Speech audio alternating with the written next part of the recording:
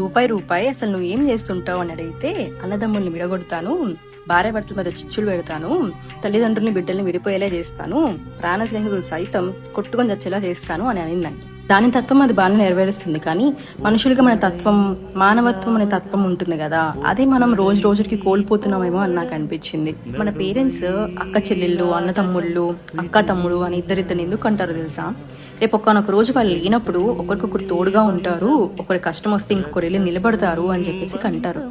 కానీ అదేంటో ఒక వయసు వచ్చాక స్వార్థం ఏర్పడిపోతుంది వాళ్ళల్లో. నాది, నా డబ్బులు, నా ఆస్తి, నేను అనే ఒక అహంకారము, స్వార్థం ఏర్పడిపోతుంది. ఇద్దరు సిబ్లింగ్స్ ఉన్నప్పుడు ఖచ్చితంగా ఒకరు బాగా సంపాదిస్తూ ఉంటారు, ఇంకొకరు కొంచెం లోలో ఉంటారు. ఎవరికైనా అండి అన్ని రోజులు ఒకలాగా ఉన్నావు కదా, ఎంత తెలివైనోడైనా కానీ ఏదో ఒక తప్పటడుగు వేసి ఉంటాడు. అంతా లాస్ అయిపోయి మీ అన్ననో తమ్ముడో రోడ్ మీద పడ్డప్పుడు అసలు నువ్వు రూపాయి కూడా సహాయం చేయలేకపోతే అసలు నువ్వు ఉన్నది దేనికి? నేను 10 రూపాయలు సంపాదిస్తుంటే 1 రూపాయి కూడా సహాయం చేయలేవా? ఇక్కడ నాకు అర్థం కాని విషయం ఏంటంటే, ఇలా చెప్తూ పెంచని తల్లిదండ్రులు తప్ప, లేకపోతే చెప్పినా వినని పిల్లలు తప్ప. డబ్బుంటే చాలు తెలియని గర్వం వచ్చేస్తుంది. ఆ నలుగురిలో నాకు రెస్పెక్ట్ కావాలనుకుంటారు, అందరు నన్నే వచ్చి సలహా అడగాలి అనుకుంటారు.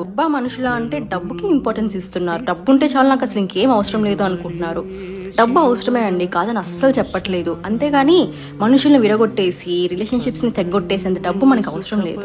ఇంత చేసేస్తుంది డబ్బు. ఎప్పుడైనా డబ్బా మీ ఫ్యామిలీ అని ఎప్పుడైనా ఎవరైనా అడిగితే డబ్బే అని మీరు ఎప్పుడైతే కోరుకుంటారో మీరు కూడా జీరోకి రావడం ఖాయం. మనం లోలో ఉన్నప్పుడు మన సొంత వాళ్ళే మనం పరాయి వల్ల చూస్తే చాలా బాధేస్తుందండి. కానీ ఒక్కొక్కసారి మనం బయట వాళ్ళు వచ్చి మనకి సహాయం చేస్తుంటారు. అసలు చాలా గ్రేట్ అసలు అదైతే. అలాంటి వాళ్ళు మీ లైఫ్లో ఉంటే మీరు ఆల్రెడీ చాలా సంపాదించుకున్నట్టే లెక్క. అలాంటి వాళ్ళు మీరు లైఫ్లో ఉంటే కాపాడుకోండి వాళ్ళని. ఆ నలుగురు